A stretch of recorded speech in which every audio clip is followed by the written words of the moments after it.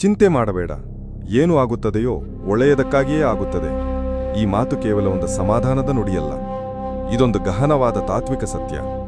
ಮಾನವ ಜೀವನದ ಪ್ರತಿಯೊಂದು ತಿರುವಿನಲ್ಲೂ ಎದುರಾಗುವ ಆತಂಕ, ಭಯ ಮತ್ತು ದುಃಖಗಳಿಗೆ ದಿವ್ಯೋಷಧದಂತೆ ಕೆಲಸ ಮಾಡುವ ಈ ತತ್ವವನ್ನು ಜಗತ್ತಿಗೆ ಬೋಧಿಸಿದವನು ಸಾಕ್ಷಾತ್ ಯೋಗೇಶ್ವರನಾದ ಶ್ರೀಕೃಷ್ಣ. ಕುರುಕ್ಷೇತ್ರದ ರಣರಂಗದಲ್ಲಿ ತನ್ನ ಬಂಧು ಬಳಗದವರ ವಿರುದ್ಧವೇ ಯುದ್ಧ ಮಾಡಬೇಕಾದ ಸಂದಿಗ್ಧತೆಯಲ್ಲಿ ಸಿಲುಕಿ ಗಾಂಡೀವವನ್ನು ಕೆಳಗಿಟ್ಟು ಕುಸಿದು ಕುಳಿತ ಅರ್ಜುನನಿಗೆ ಶ್ರೀಕೃಷ್ಣನು ಮಾಡಿದ ಉಪದೇಶವೇ ಭಗವದ್ಗೀತೆ. ಈ ಗೀತೆಯ ಸಾರವೇ ಚಿಂತೆಯಿಂದ ಮುಕ್ತರಾಗಿ ಸ್ಥಿಮಿತ ಚಿತ್ತದಿಂದ ಕರ್ತವ್ಯವನ್ನು ನಿರ್ವಹಿಸುವುದು.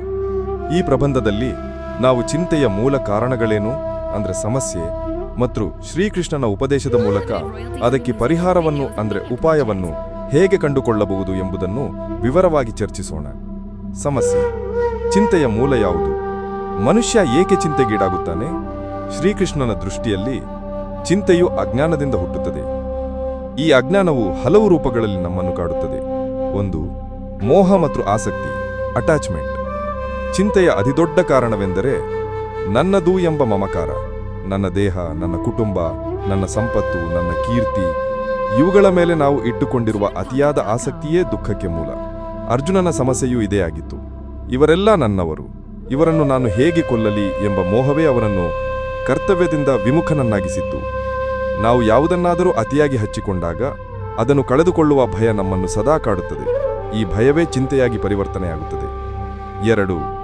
ಫಲದ ಮೇಲಿನ ಅಪೇಕ್ಷೆ, ಎಕ್ಸ್ಪೆಕ್ಟೇಷನ್ ಆಫ್ ರಿಸಲ್ಟ್ಸ್. ನಾವು ಮಾಡುವ ಪ್ರತಿಯೊಂದು ಕೆಲಸಕ್ಕೂ ಒಂದು ನಿರ್ದಿಷ್ಟ ಫಲಿತಾಂಶವನ್ನು ನಿರೀಕ್ಷಿಸುತ್ತೇವೆ. ಆ ಫಲಿತಾಂಶ ನಮ್ಮ ಇಚ್ಛೆಯಂತೆ ಬರದಿದ್ದರೆ ನಾವು ನಿರಾಸೆ, ದುಃಖ ಮತ್ತು ಚಿಂತೆಗೊಳಗಾಗುತ್ತೇವೆ. ವಿದ್ಯಾರ್ಥಿಯು ಪರೀಕ್ಷೆಯಲ್ಲಿ ಉತ್ತಮ ಅಂಕಗಳನ್ನೇ ನಿರೀಕ್ಷಿಸುವುದು, ಉದ್ಯೋಗಿಯು ಬಡತಿಯನ್ನೇ ಬಯಸುವುದು, ವ್ಯಾಪಾರಿಯು ಲಾಭವನ್ನೇ ನಿರೀಕ್ಷಿಸುವುದು ಸಹಜ. ಆದರೆ ಫಲಿತಾಂಶವು ಕೇವಲ ನಮ್ಮ ಪ್ರಯತ್ನದ ಮೇಲೆ ಮಾತ್ರವಲ್ಲದೆ ಅನೇಕ ಬಾಹ್ಯ ಪಚ್ಚರಗಳ ಮೇಲೂ ಅವಲಂಬಿಸಿರುತ್ತದೆ. ಫಲದ ಮೇಲೆ ಹಿಡಿತ ಸಾಧಿಸಲು ಯತ್ನಿಸುವುದೇ ಚಿಂತೆಗೆ ಆಹ್ವಾನ ನೀಡಿದಂತೆ. 3. ಕರ್ತೃತ್ವದ ಅಹಂಕಾರ, ಈಗೋ ಆಫ್ ಡೂವರ್ಶಿಪ್. ಎಲ್ಲವನ್ನೂ ನಾನೇ ಮಾಡುತ್ತಿದ್ದೇನೆ, ನನ್ನಿಂದಲೇ ಎಲ್ಲವೂ ನಡೆಯುತ್ತಿದೆ ಎಂಬ ಅಹಂಕಾರವು ಚಿಂತೆಯ ಮತ್ತೊಂದು ಪ್ರಮುಖ ಕಾರಣ. ಈ ಕರ್ತೃತ್ವ ಭಾವ ಇರುವಾಗ ಯಶಸ್ಸು ಬಂದರೆ ಗರ್ವ ಮತ್ತು ಸೋಲು ಬಂದರೆ ಅಪಾರ ದುಃಖ ಉಂಟಾಗುತ್ತದೆ.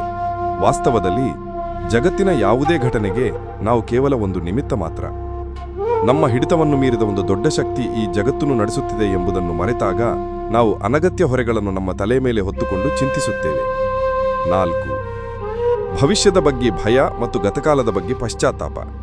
ಚಿಂತೆಯು ಯಾವಾಗಲೂ ವರ್ತಮಾನದಲ್ಲಿರುವುದಿಲ್ಲ, ಅದು ಯಾವಾಗಲೂ ಭವಿಷ್ಯದ ಕಲ್ಪನೆಗಳಲ್ಲಿ ಅಥವಾ ಗತಕಾಲದ ಘಟನೆಗಳಲ್ಲಿ ಜೀವಿಸುತ್ತದೆ. ನಾಳೆ ಏನು ಆಗುವುದೋ, ನನ್ನ ಭವಿಷ್ಯ ಹೇಗೆ ಎಂಬ ಭಯ ಅಥವಾ ಅಂದು ನಾನು ಹಾಗೆ ಮಾಡಬಾರದಾಗಿತ್ತು ಎಂಬ ಪಶ್ಚಾತ್ತಾಪ ಇವೆರಡೂ ನಮ್ಮ ಮನಸ್ಸಿನ ಶಾಂತಿಯನ್ನು ಕದಡಿ ನಮ್ಮನ್ನು ನಿರಂತರ ಚಿಂತೆಯ ಕೂಪಕ್ಕೆ ತಳ್ಳುತ್ತದೆ. 5. ಉಪಾಯ, ಶ್ರೀಕೃಷ್ಣನ ದಿವ್ಯ ಪರಿಹಾರಗಳು. ಈ ಮೇಲಿನ ಸಮಸ್ಯೆಗಳಿಗೆ ಶ್ರೀಕೃಷ್ಣನು ಭಗವದ್ಗೀತೆಯಲ್ಲಿ ಅತ್ಯಂತ ಸ್ಪಷ್ಟ ಮತ್ತು ಪ್ರಾಯೋಗಿಕ ಪರಿಹಾರಗಳನ್ನು ನೀಡಿದ್ದಾನೆ. 1. ಕರ್ಮಯೋಗ, ಫಲತ್ಯಾಗದ ಸಿದ್ಧಾಂತ. ಶ್ರೀಕೃಷ್ಣನ ಪ್ರಮುಖ ಬೋಧನೆಯೇ ಕರ್ಮಯೋಗ. ಕರ್ಮಣ್ಯೇವಾಧಿಕಾರಸ್ಥೆ ಮಾ ಫಲೇಷು ಕದಾಚನ ಮಾ ಕರ್ಮ ಫಲ ಹೇತುರ್ಭುರ್ ಮಾತೆ ಸಂಗೋಸ್ತ್ವ ಕರ್ಮಣಿ. ಅಧ್ಯಾಯ 2 ಶ್ಲೋಕ 47. ಅರ್ಥ: ಕರ್ಮವನ್ನು ಮಾಡುವುದರಲ್ಲಿ ಮಾತ್ರ ನಿನಗೆ ಅಧಿಕಾರವಿದೆ, ಅದರ ಫಲಗಳಲ್ಲಿ ಎಂದಿಗೂ ಇಲ್ಲ. ನೀನು ಕರ್ಮಫಲಕ್ಕೆ ಕಾರಣನಾಗಬೇಡ ಮತ್ತು ಕರ್ಮವನ್ನು ಮಾಡದೇ ಇರುವುದರಲ್ಲಿ ನಿನಗೆ ಆಸಕ್ತಿ ಇರದಿರಲಿ. ಇದು ಚಿಂತಾಮುಕ್ತ ಜೀವನದ ಮಹಾಮಂತ್ರ.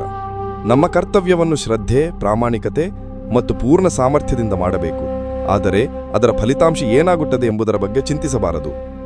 ಫಲವನ್ನು ಆ ಪರಮಾತ್ಮನಿಗೆ ಸಮರ್ಪಿಸಬೇಕು. ಹೀಗೆ ಮಾಡಿದಾಗ ಸೋಲು ಗೆಲುವು, ಲಾಭ ನಷ್ಟಗಳು ನಮ್ಮ ಮನಸ್ಸಿನ ಸಮತೋಲನವನ್ನು ಹಾಳುಗೆಡದಲು ಸಾಧ್ಯವಿಲ್ಲ.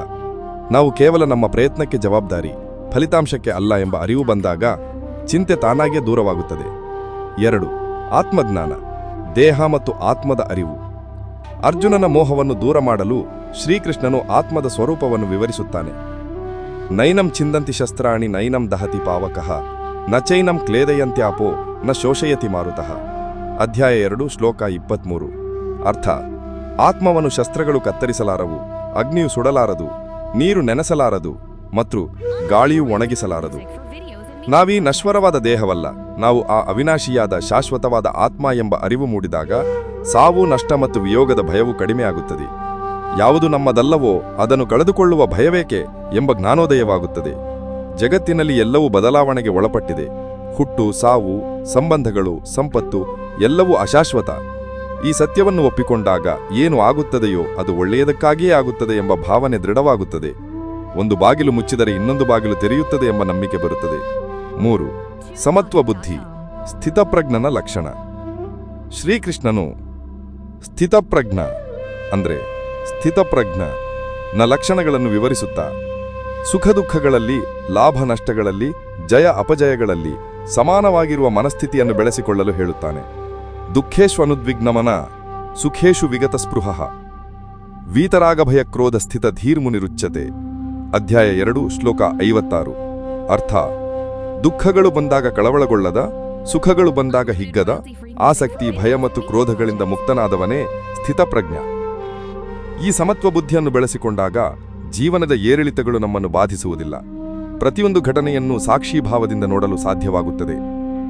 ಕೆಟ್ಟದ್ದು ನಡೆದಾಗ ಇದು ನನ್ನ ಕರ್ಮದ ಫಲ, ಇದರಿಂದ ನಾನು ಪಾಠ ಕಲಿಯಬೇಕು ಎಂದು, ಒಳ್ಳೆಯದು ನಡೆದಾಗ ಇದು ದೇವರ ಕೃಪೆ, ಇದಕ್ಕಾಗಿ ನಾನು ಕೃತಜ್ಞನಾಗಿರಬೇಕು ಎಂದು ಭಾವಿಸಲು ಸಾಧ್ಯವಾಗುತ್ತದೆ. ಈ ಮನೋಭಾವವೇ ಎಲ್ಲವೂ ಒಳ್ಳೆಯದಕ್ಕಾಗಿ ಎಂಬ ನಂಬಿಕೆಯನ್ನು ಬಲಪಡಿಸುತ್ತದೆ. 4. ಶರಣಾಗತಿ ಅಂದರೆ ಸಂಪೂರ್ಣ ಸಮರ್ಪಣೆ. ಎಲ್ಲಾ ಪ್ರಯತ್ನಗಳ ನಂತರವೂ ಮನಸ್ಸು ಹತೋಟಿಗೆ ಬರದಿದ್ದಾಗ ಶ್ರೀಕೃಷ್ಣನು ಅಂತಿಮ ಮತ್ತು ಸುಲಭದ ಉಪಾಯವನ್ನು ಹೇಳುತ್ತಾನೆ: ಶರಣಾಗತಿ. ಸರ್ವಧರ್ಮಾನ್ ಪರಿತ್ಯಜ್ಯ ಮಾಮೇಕಂ ಶರಣಂ ವ್ರಜ, ಅಹಂ ತ್ವಾ ಸರ್ವಪಾಪೇಭ್ಯ ಮೋಕ್ಷಯಿಷ್ಯಾಮಿ ಮಾ ಶುಚಃ. ಅಧ್ಯಾಯ 18 ಶ್ಲೋಕ 66. ಅರ್ಥ: ಎಲ್ಲಾ ಧರ್ಮಗಳನ್ನು ಅಂದರೆ ಕರ್ತವ್ಯಗಳನ್ನು ಪರಿತ್ಯಾಗ ಮಾಡಿ ಕೇವಲ ನನ್ನೊಬ್ಬನಿಗೆ ಶರಣಾಗು, ನಾನು ನಿನ್ನನ್ನು ಎಲ್ಲಾ ಪಾಪಗಳಿಂದ ಮುಕ್ತಗೊಳಿಸುತ್ತೇನೆ, ಚಿಂತಿಸಬೇಡ. ಇಲ್ಲಿ ಶರಣಾಗತಿ ಎಂದರೆ ನಮ್ಮ ಅಹಂಕಾರವನ್ನು, ನಮ್ಮ ಚಿಂತೆಗಳನ್ನು ಮತ್ತು ನಮ್ಮ ಭವಿಷ್ಯದ ಭಾರವನ್ನು ಆ ಪರಮಾತ್ಮನಿಗೆ ಸಮರ್ಪಿಸುವುದು. ಎಲ್ಲವನ್ನೂ ನೀನೇ ನೋಡಿಕೋ ತಂದೆ, ನಿನ್ನ ಇಚ್ಛೆಯಂತೆ ಎಲ್ಲವೂ ನಡೆಯಲಿ ಎಂಬ ಸಂಪೂರ್ಣ ನಂಬಿಕೆಯಿಂದ ಬದುಕಿದಾಗ ಚಿಂತೆಗೆ ಜಾಗವೇ ಇರುವುದಿಲ್ಲ. ನಮ್ಮ ಜೀವನದ ಚುಕ್ಕಾಣಿಯನ್ನು ಆ ದೈವೀ ಶಕ್ತಿಗೆ ವಹಿಸಿದಾಗ ನಾವು ಕೇವಲ ನಿಮಿತ್ತ ಮಾತ್ರರಾಗಿ ನಮ್ಮ ಕರ್ತವ್ಯವನ್ನು ಆನಂದದಿಂದ ನಿರ್ವಹಿಸಬಹುದು. ಉಪಸಂಹಾರ: ಚಿಂತೆ ಮಾಡಬೇಡ, ಏನು ಆಗುತ್ತದೆಯೋ ಒಳ್ಳೆಯದಕ್ಕಾಗಿಯೇ ಆಗುತ್ತದೆ ಎಂಬುದು ನಿಷ್ಕ್ರಿಯತೆ ಅಥವಾ ಸೋಮಾರಿತನವನ್ನು ಬೋಧಿಸುವ ತತ್ವವಲ್ಲ. ಬದಲಾಗಿ ಇದು ಚಿಂತೆ ಮತ್ತು ಆತಂಕಗಳಿಂದ ಮುಕ್ತರಾಗಿ ಪೂರ್ಣ ಶಕ್ತಿಯೊಂದಿಗೆ ನಮ್ಮ ಕರ್ತವ್ಯವನ್ನು ಮಾಡಲು ಪ್ರೇರೇಪಿಸುವ ಕ್ರಿಯಾಶೀಲ ತತ್ವ. ನಮ್ಮ ಜೀವನದಲ್ಲಿ ನಡೆಯುವ ಪ್ರತಿಯೊಂದು ಘಟನೆಗೂ ಒಂದು ಅರ್ಥವಿರುತ್ತದೆ. ಕೆಲವೊಮ್ಮೆ ಕಷ್ಟಗಳು ನಮ್ಮನ್ನು ಬಲಪಡಿಸಲು ಬಂದರೆ, ಸೋಲುಗಳು ನಮಗೆ ಹೊಸ ಪಾಠಗಳನ್ನು ಕಲಿಸಲು ಬರುತ್ತವೆ. ಶ್ರೀಕೃಷ್ಣನ ಉಪದೇಶದಂತೆ ನಾವು ಫಲದ ಬಗ್ಗೆ ಚಿಂತಿಸದೆ ನಮ್ಮ ಕರ್ಮವನ್ನು ಮಾಡಿದರೆ, ಆತ್ಮಜ್ಞಾನದಿಂದ ದೇಹದ ಮೇಲಿನ ಮೋಹವನ್ನು ತೊರೆದರೆ, ಸುಖ ದುಃಖಗಳಲ್ಲಿ ಸಮಚಿತ್ತದಿಂದ ಇದ್ದರೆ ಮತ್ತು ಅಂತಿಮವಾಗಿ ಆ ದೈವೀ ಶಕ್ತಿಗೆ ಶರಣಾದರೆ ನಮ್ಮ ಜೀವನವು ಚಿಂತಾರಹಿತ, ಶಾಂತಿಯುತ ಮತ್ತು ಅರ್ಥಪೂರ್ಣವಾಗುತ್ತದೆ. ಆಗ ಪ್ರತಿಯೊಂದು ಘಟನೆಯಲ್ಲೂ ನಾವು ಆ ಪರಮಾತ್ಮನ ಕರುಣೆಯನ್ನೇ ಕಾಣುತ್ತೇವೆ ಮತ್ತು ಏನಾದರೂ ಆಗಲಿ ಅದು ನನ್ನ ಒಳ್ಳೆಯದಕ್ಕಾಗೇ ಎಂಬ ಅಚಲವಾದ ನಂಬಿಕೆಯಿಂದ ಬದುಕುತ್ತೇವೆ. ಅದೇ ನಿಜವಾದ ಯೋಗ, ಅದೇ ನಿಜವಾದ ಜೀವನ.